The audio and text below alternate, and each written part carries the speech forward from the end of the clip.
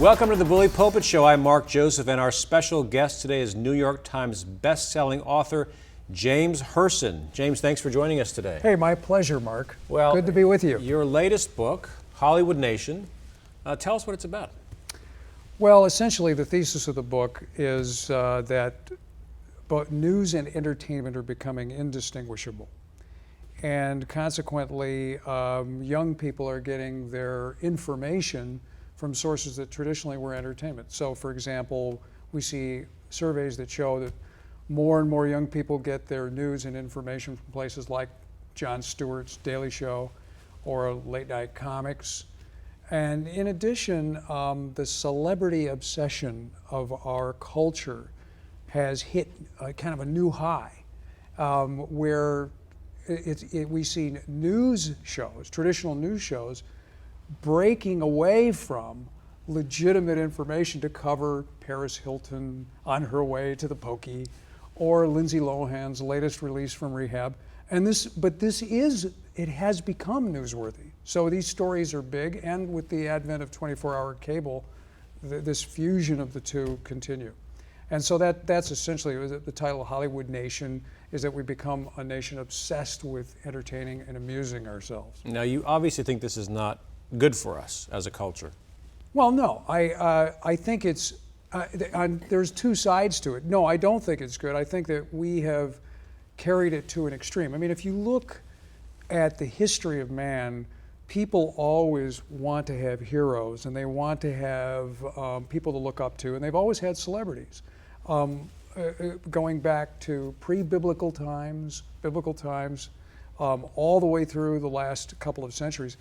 But what's happened now is that the technology, combination of technology and the sort of corrosion of the culture has made people into heroes that don't have the values we normally associated with heroes, which were things like courage and valor and honor and accomplishment. And now it's what Andy Warhol predicted. Celebrity for celebrity's sake, the 15 minutes of fame. And so that's not good. But there is a good thing, and the good thing is manifest by this show. It's that the new technology has created more choices and more voices and more places for people to turn to. So it's empowered the individual to be able to find the truth. But the question, of course, is whether the institutional infrastructure that's provided by the family and by academia will be there so that people can make those choices. You know, in other words, if they do have to have a little bit of things like history, economics, logic, you know, those things. So, but for many kids, this is the babysitter, this is the parent, the media. That's got to concern you. Oh, my goodness, yes. I mean, it's gotten to the point where the American Psychological Association has now embraced the idea that forms of media can impact the development of children in a negative way. So, for example, violent video games desensitize, cause greater aggression. It's empirically proven.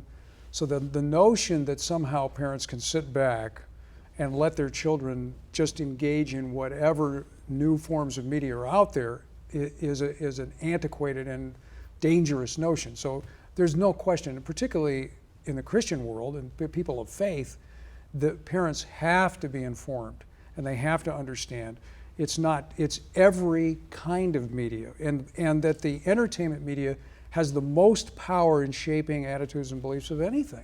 If you think of the combination of music, movies, video games, music, it's staggering how much influence they have in the developmental critical components of a child's upbringing. So yeah, so it's not a time for parents to sit back. Now, you wear a number of hats. You're a columnist for Newsmax.com. You write books. I know you're an attorney. You have a lot of clients. You also used to play in R&B rock bands back in the day. I can't figure out how to make a living. You've had a wild life.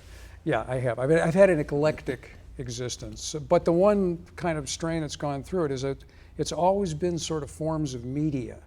I mean, music is perhaps, for me, my fundamental media. I use it to compare with other things. If I'm critiquing a film, I always look at the harmony and the rhythm and the musical elements of the plot. for me, I always analogize to music.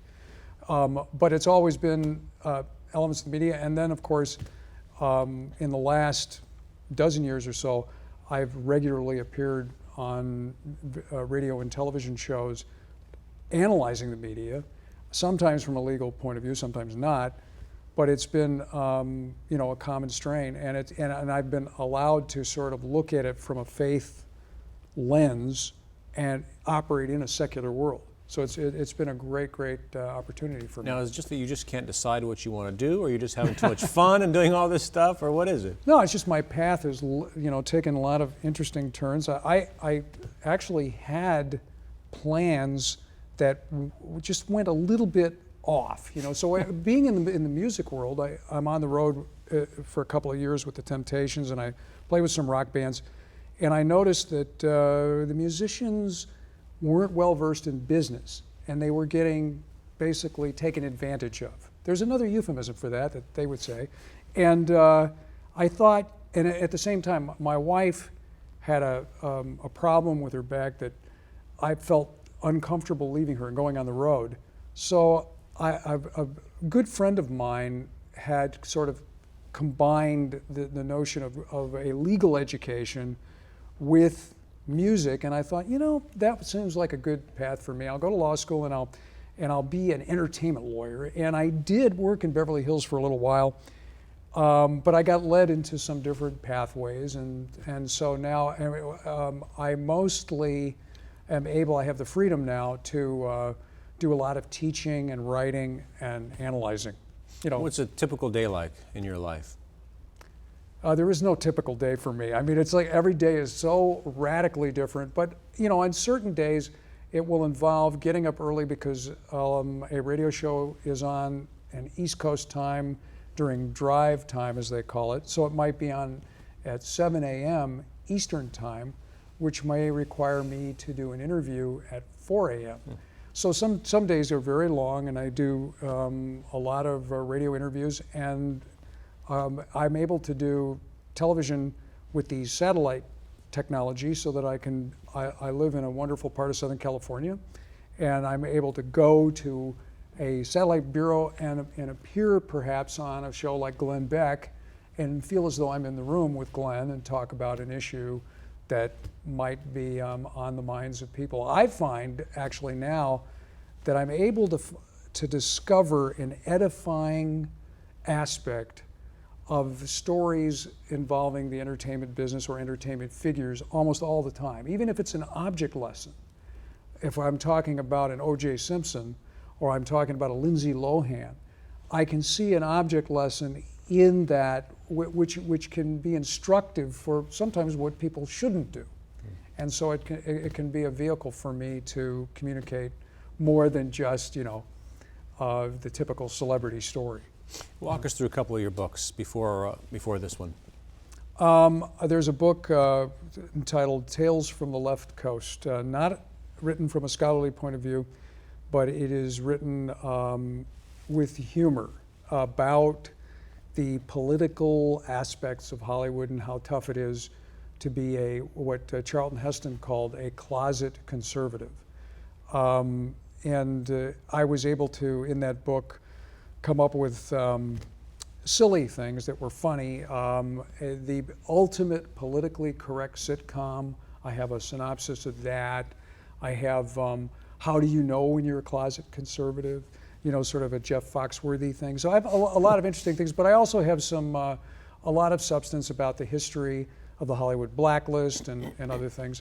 I've written a book that has absolutely nothing to do with the entertainment business, and it was the first kind of national book that I wrote called The Coming Collision, which dealt with things that came true like 10 years later. I was talking, the subtitle was Global Law versus U.S. Liberty.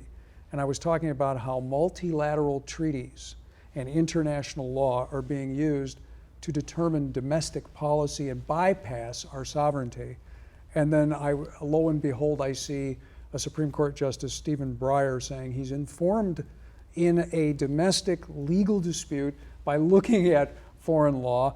And I see over and over again treaties like the Law of the Sea Treaty, the Treaty on the Rights of the Child, the Treaty on the Rights of Women, that these treaties are being used to shape policy at the local level and state level to ways that I didn't even envision when I wrote the book, you know. So, but I've always sort of looked at my writing and tried to apply my education in my legal education and my legal experience to the policy issues that I have to deal with.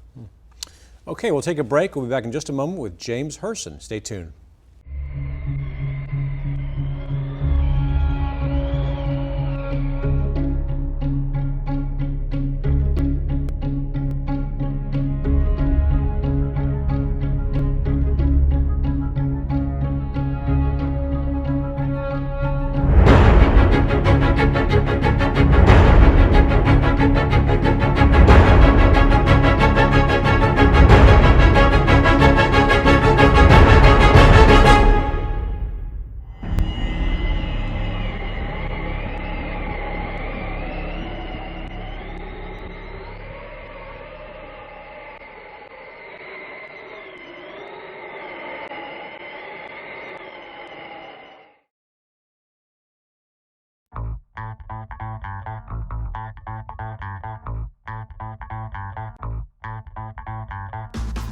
We're back with author and commentator James Hirsen, and I'm going to go back, way back to the Temptations. What are you doing in a rock band back in the 70s? It was in the 70s, yeah. That's when I used to be black in those days, and I went to that, you know, that doctor that treated Michael Jackson? No. And I was able to get the complete, you know, changeover. No, actually, back in the 70s, you know, there was no affirmative action. So when you played with a, you know, soul band, and you were white like I was, and that you had to actually be funky. So, you know, there was no one to say, you know, okay, he can't dance, he can't play on the beat, so, but we'll give him affirmative action. So I actually was funky. And You're the only white guy in the band? Yes. There was another, on the road, the road manager was also white. It's like, of all people. But it was an amazing experience all around because the musicians that I worked with, and this comes from, I'm originally from Chicago, and I started doing studio work in Chicago.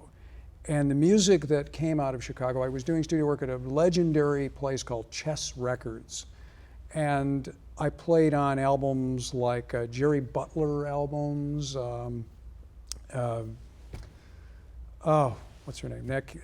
Natalie Cole, the Impressions, and lots of R&B groups that were only played on black radio stations. And so one of the local producers got the gig to be essentially sort of the arranger of the road tour for the Temptations, and he called me up and had me come out, and they introduced me. At the time, they'd say, "Here's Elton Jim. He's as soulful as a ham hock on cornbread." And it'd be, you know, especially when there was an all-black audience, they just loved it. They'd see, you know, they'd project on one of those screens my face, and they'd get a real charge out of it, you know. And in those days, we didn't have the keyboards we have today, unfortunately. So I had multi-keyboards, you know. It was like, I looked like Keith Emerson. I had a B3, an old Hammond with the Leslie speaker, and a string synthesizer, and these monophonic synthesizers that, you know, an ARP and a Mini Moog, which actually musicians love the sound of, but they're kind of a pain to lug around. And if we had it, I'd have a grand piano. I worked with one of the greatest singers. The guy is so gifted. His name is Dennis Edwards. He's one of the quasi-original Temptations. That's the voice of Papa Was a Rolling Stone. When you hear that, it was the 3rd of September, you know, that guy. Oh my gosh. And so there were times when I would be playing and accompanying him just keyboard and voice. So he would sing like a Leon Russell tune or something. And this guy was amazing. I think he's still out there touring, but he, you know, along the lines of a Teddy Pendergrass or something like that. So it was a great experience, and I learned a lot about the African American culture as well. because you're out on the road doing one-nighters, you inevitably become family. And so the temps would just forget. And this what happens. They forgot my race, I forgot their race. They'd accidentally call me the N-word. They'd say, you know what I mean? And say the N-word. Oh, I'm sorry, Jim. I forgot, So it's like, and I considered it a compliment, actually. So it was a great experience. And it helped me when I was a lawyer because, at least representing musicians, because I was one of them. I understood the creative side, and it really helped me out. And it helps me now when I'm doing, consulting work or dealing with people and teaching essentially entertainment law, both at Trinity and Biola. Do readers of your books have any idea about this past? Well, they always stick it in my bio. They actually do. And actually, Random House, Crown, put it on all my books, and it helps my interviews a lot. If I'm on with somebody and they have the bio, it doesn't matter. I have more degrees than a thermometer. I have a lot of degrees, but they could care less about that. They see the temptations, and it's a wonderful, warm-up. And especially, of course, I've been on stations where they're African-American hosts, and they just go crazy when they see that, because it amazes me still how many people actually remember the Temptations, that their music is so classic. Although I have to admit, when I teach undergraduates who are around in their 20s now, more and more of them have that blank look, like they've never heard of the Temptations.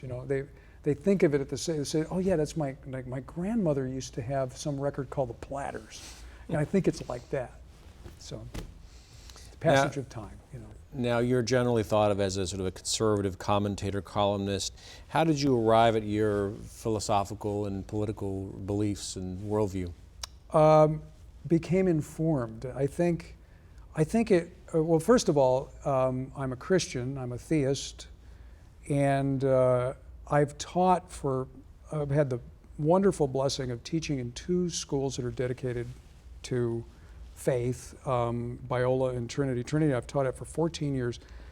And teaching the law from a Christian perspective is actually teaching the law from a historical perspective.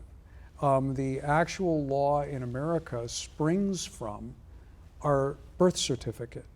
And we celebrate July 4th not because of the Constitution, but because of the Declaration of Independence, which contains the principles that the Federalists and the Anti-Federalists all agreed on. And those principles were that rights and powers didn't come from a piece of paper, don't come from politicians. They are implanted in us. Remember, the words in the Declaration are the word endowed in us by a creator. Endowment is a gift. It's grace. And so we already have it. And the Constitution was written with that in mind. So, for example, when you look at the Bill of Rights, it doesn't say it gives anything. It says Congress shall make no law respecting those rights you already have. So I'm allowed to teach from that philosophy, which happens to be the historical philosophy. To me, conservatism, the principles of conservatism come to people when they learn about those things I mentioned earlier: economics, history, and logic. If you look at the world and understand those 3 areas, it's very, very hard to embrace a secular, progressive worldview. First of all, it's totally irrational to be an atheist for so many, many reasons. One of the reasons is there's no such thing as rationality in an atheist world. So how can you be rational? So it's inherently irrational. But the other is, of course, that science is now supporting the notion that not only did the universe have a beginning, but what we think of as space and time had a beginning, which it boggles the mind. But it happens to be scientifically true and embraced by most scientists. So theism is, when you look at the world with logic, you embrace theism. And ultimately, I feel, you come to a Christian worldview. And so on the social side, what we find is that that the Christian worldview leads you to a belief that there are, in fact, certain oughts and not oughts, things that you're supposed to do, things you're not supposed to do, and that the biblical principles are a guide to that, and that shapes your politics because you tend to look at family, life, principles of compassion and loyalty and transcendent principles as the priority. But then also the Bible and the Christian worldview is a view of freedom, because most theologians who are Christians and most of the tradition of Christianity teaches that God didn't create robots, that God created beings with free will. So it's a religion of freedom, and in some ways Christianity is libertarian in a sense. And so when you look at government and you look at the idea of what government accomplishes, and things like economics and tax and welfare programs and things like that, you can be guided by these principles, these sort of libertarian Christian principles, and what you end up with is conservatism, in my opinion. We'll come back to that in just a moment. We'll be right back with James Hirsen. Stay tuned.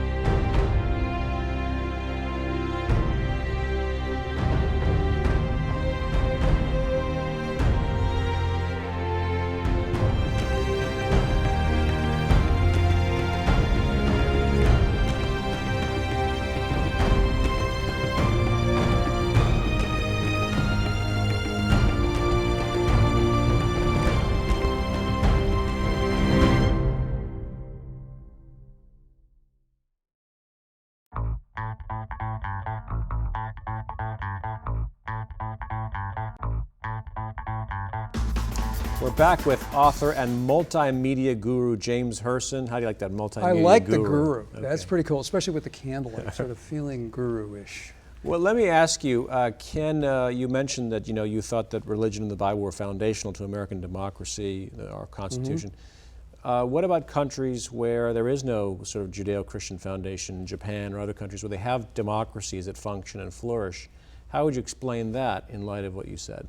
Well, I think that it has to do with the transcendent principles that those countries have. I mean, Japan is predominantly a Buddhist country, and like C.S. Lewis called it the Tao, T-A-O, after Taoism, that there's these commonalities that reflect the character of God. The fourfold path of Buddhism has within it, the same tenets as the Ten Commandments. And so what you see in Japanese culture is a sort of transcendent respect for certain values that hold the civilization together, much the way Judeo-Christianity does in America. Their legal system is similar to the Napoleonic, the French legal system, in that it's a statute-oriented system. I don't think their legal system, either criminal or civil, works quite as well as ours does, but it is an advanced system, and it is very good, and they do have a functioning parliamentary democracy. I think what's more instructive, though, is to look at countries where atheism did predominate. That's one of the things atheists love to bring up the Inquisition and the Crusades and say that Nazism. Yeah, Nazism is actually arguably atheistic, but the point is that more people died from Stalin, Mao, Pol Pot, and the like, and Fidel Castro, and from atheist regimes than all the wars put together and all of these, crusades and inquisitions and things like that. So it's atheist governments are dangerous. Governments that have transcendent values are the ones that are more benevolent and are able to accomplish things that buck the trend of history. History, as C.K. Chesterton said, that history is empirical proof of the fall of man. I think that when you look at the greatest strides of human rights in government, invariably it's the Judeo-Christian countries, Western civilization, and it has to do with being informed by those principles, as I said, that are in our founding documents, that are in the Declaration of Independence. I mean, that all men are created equal. They're endowed by their Creator with these inalienable rights. That's the reason that government exists, to preserve and protect those rights. And government derives its power from the consent of the governed. That's what it says. By the way, that consent is a document called the Constitution, which is a contract, which means consent. So it's really, just so profound. And as those elements are practiced, even in countries that are not necessarily Judeo-Christian, but they're practicing the same kinds of democratic elements. Remember, countries like Japan received instruction in democracy from Western civilization when they had the Restoration, the Meiji Restoration. And so their culture is very good at absorbing things from other cultures and copying it, and they really learned democracy very well from the West. What about a Muslim country? Can a democracy flourish in a Muslim culture? I do think I think the closest country today to that is Turkey, because it's secularized its government, although it's always in jeopardy. It depends on, which kind of Muslim you're talking about. In other words, if it's a Wahhabist, an extreme Shiite, the kind of militant Muslims that are forming terrorist organizations and that want to have an Islamic republic using Iran as the model, that it is inherently dictatorial and cannot be a functioning democracy and ends up enslaving the people and suppressing particularly women, homosexuals, disabled in ways that are... But the president of Iran said there are no homosexuals anymore. Yes, he did. What are you talking about? Yeah, he's obviously, I guess he's repressing, as Freud would say. I mean, and if there are none, it's because they've killed them all or they've imprisoned them all. I mean, it's amazing to me. That's one of the dichotomies that drives me nuts about Hollywood, because the people in Hollywood preach tolerance and love and compassion, and at the same time, they will embrace a guy like Ahmadinejad in Iran, or at least soften their attitude towards him. But worse off, they'll embrace Fidel Castro, who is very anti-gay. Hollywood's filled with homosexuals, and yet they embrace Fidel Castro, who his approach, for example, people with AIDS, is he imprisons them and sometimes kills them, and they just ignore that. So they constantly see people like Steven Spielberg, Jack Nicholson, a whole host of people making these pilgrimages to visit with this wonderful world leader, Fidel Castro, who's essentially a murderer, who's recently imprisoned 77 people, killed 3 for speaking out against his regime, and then Kevin Spacey and Sean Penn going and hanging out with Hugo Chavez, the man who smelled the sulfur of Satan in the UN, and who is shutting down television stations, radio stations, changing his constitution so that he can be president for the rest of his life. This is a guy, I mean, it's the antithesis of what Hollywood purports to be. There's supposed to be a place for free expression, and they're a place that embraces people that want to squelch any kind of expression. It's the strangest thing in the world. You mentioned that you were a theist, and we've had a lot of books recently by people like Christopher Hitchens arguing for atheism, essentially. What would a nation of Christopher, let's say our nation was populated by 300 million Christopher Hitchens, what would it look like? What's your worst fear that this country would look like? A nation with 300 million Christopher Hitchens would be very drunk. They would need intervention and rehabilitation. But but you mean the philosophy of atheism. I think if you have a country where they really embrace an atheist worldview, they're embracing matter in motion, a world of chaos, where there are no restrictions, no morals, because morals can't be accounted for in an atheist world. After all, there aren't any rules in an atheist world because everything is an accident. Human beings have no other value than this stone would. So there'd be no stoplights? I mean, they must come up with rules in an arbitrary fashion. Wouldn't they manage to cobble things together? I think there would be I think we've seen that in history, when you have sort of a tribal anarchy of some sort. The rule is, it's the Nietzsche rule, and that is might makes right.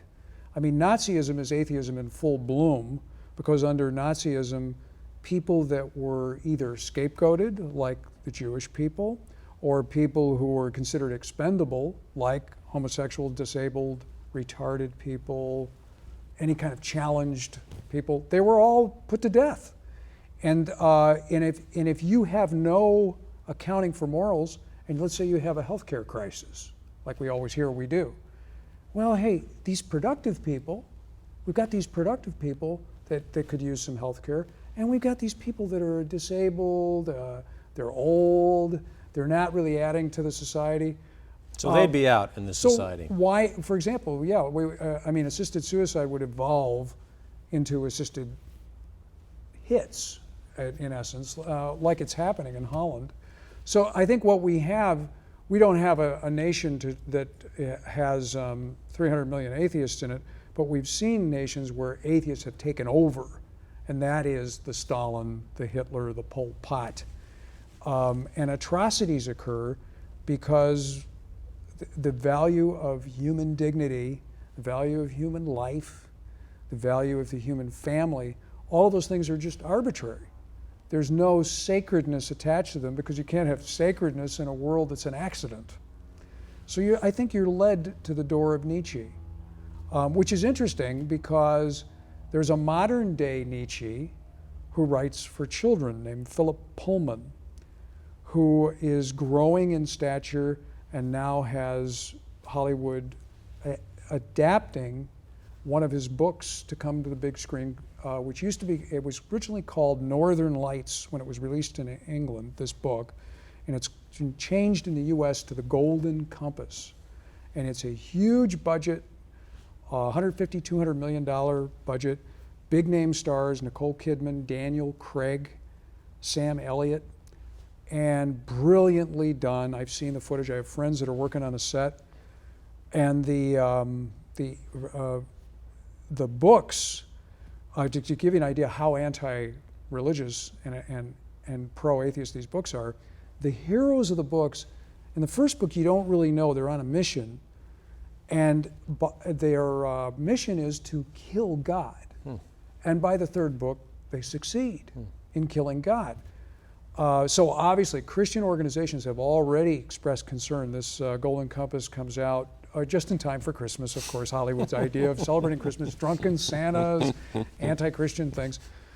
But here's a very hopeful thing that happened as Nicole Kidman came forward publicly, and it was rumored, that Nicole Kidman had the marriage breakup with Tom Cruise, that part of the reason was she was raised a Catholic Christian, and that the Scientology of Tom Cruise might have been a little upsetting to her. Well, she came forward and said, that her Christian faith, her Catholic faith, is her, and this is her word, essence.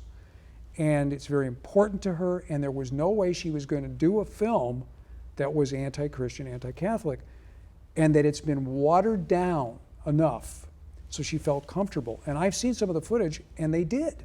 And I think the film itself, this first one, is going to not be offensive to Christians. But parents have got to be concerned about this. You go to a film and you see it, and it's got a cliffhanger ending, and much like Harry Potter, you're going to want to read the book. The kids will want to read the books, and the books are anti-Christian. So parents have to understand the difference between the books and the film. And also, this guy writes really well.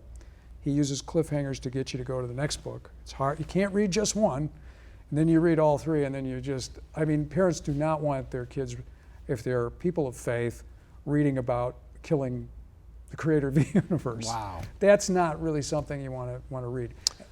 We'll continue our conversation in just a moment with author James Hirsen. Stay tuned.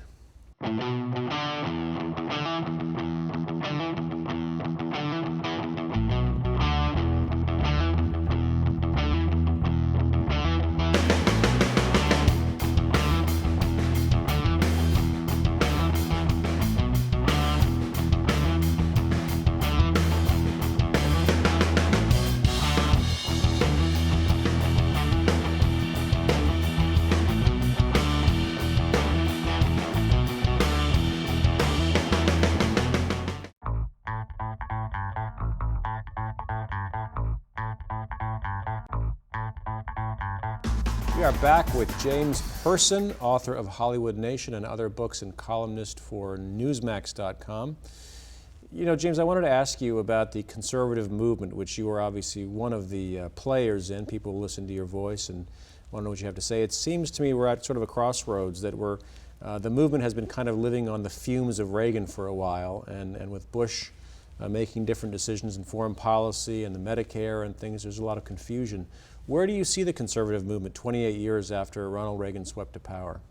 No, I agree. The conservative movement is at a crisis position. Part of the crisis is because conservative principles have been compromised by prominent Republicans, including President Bush. I mean, the spending and the growth of government during the two periods of the Bush administration have been astronomical and have offended conservatives. The border issue is a huge issue among conservatives. They feel as though they're being betrayed by their leaders when the law is essentially being bent. Most recently, this is not a Republican, but just an idea of what's happening with the border is that the governor of New York, Governor Spitzer, went against his own legislature and issued an executive order and gave driver's licenses to people that are here illegally. And it's upset, Democrats and Republicans alike. So that's a big divisive issue. And then, of course, the conservatism, Republican conservatism, the Reagan conservatism is a coalition. It's a coalition of people who don't agree on everything. They agree on certain principles. Their principles are economic, are policy-oriented, are national security-oriented, and social issues. One of the things that I think is, and this is normal in a primary campaign, is that you have different factions of this coalition fighting for dominance of their issues. But at the end of the day, there's a certain pragmatism. And one of the things that I think is very important for social conservatives, for Christians to understand, is that we have a stewardship obligation to exercise our citizenship with discernment. That means that we have to look at sometimes moral dilemmas. It's like a Christian will say, quote the Bible, that the devil is the father of lies, I tell the truth. Well, you don't always tell the truth. It's sometimes wrong to tell the truth. So, for example, otherwise Anne Frank would have died because there were people during the Nazi oppression that hid her and repeatedly had to lie, saying that she was not in the basement. And so there are times where there are moral dilemmas where we have to choose, it's a cliche, the lesser of two evils. So, we can't be single issue voters. We can't be single issue myopically looking at candidates, and as Republicans do, they're wishing for a clone of Ronald Reagan. Ronald Reagan was an amazing combination of skills and ability to communicate and a very simple and clear conviction about the world. A lot of conservatives are praying. They're praying for a pro-life Giuliani or a Baptist Romney or a younger, energetic Thompson or a number of things. But they want Ronald Reagan. Well, none of our candidates are Ronald Reagan. We're not going to get the clone of Ronald Reagan. And we have to have it, and we're having a wonderfully vigorous primary season where the debates are excellent and there are real ideas being discussed. But at the end of the day, we have to squelch this idea that if we don't get our way, we're going to go out and start our own party, because we have to look at the evil that could result from creating a split vote and putting someone in the White House that could reverse so many and we got to say, conservatism has made strides. We can't say that it's all bad. Look at our Supreme Court. We have two incredibly solid justices on that court.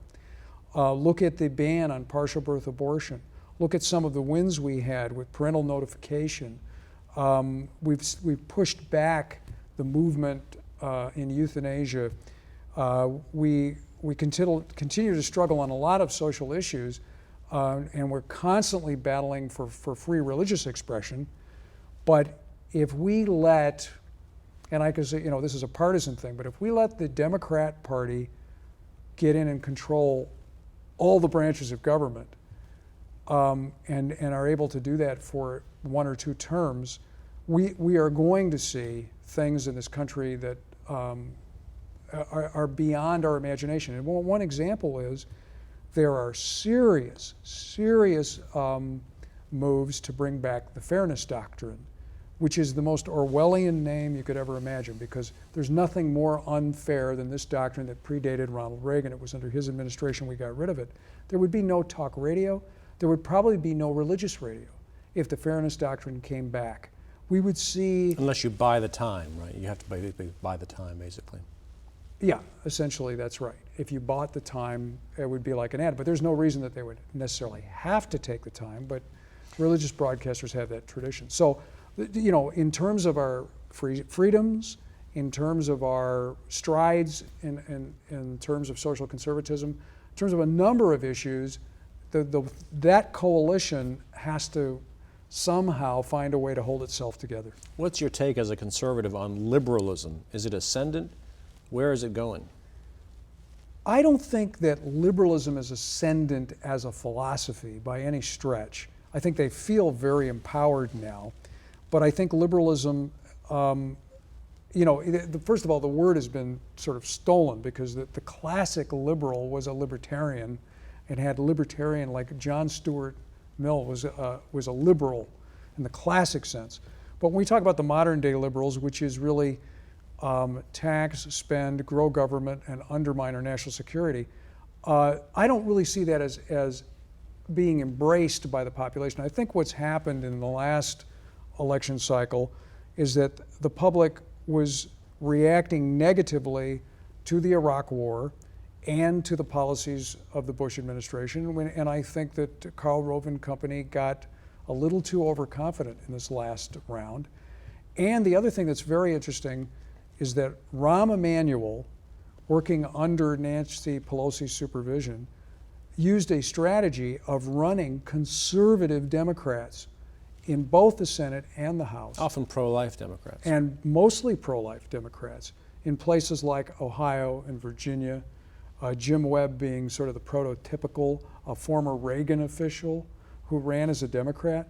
So it's very hard. So they've created a coalition, a very weird coalition in a way, because the Democrat base is MoveOn.org and Daily Kos and the farthest left wing, and yet the Democrat majority is created by these so-called blue dog Democrats who are basically nurturing a relationship with Christians and evangelical and voters and social conservatives. So no, I think conservatism is still predominant in this country. It's just a question of whether we have politicians who stick with their principles and actually are truly conservative. And Reagan has become our measuring stick. What's next for James Hirsen? I'm continuing with my writing. I've got a number of different book projects and interfacing with my friends in Hollywood.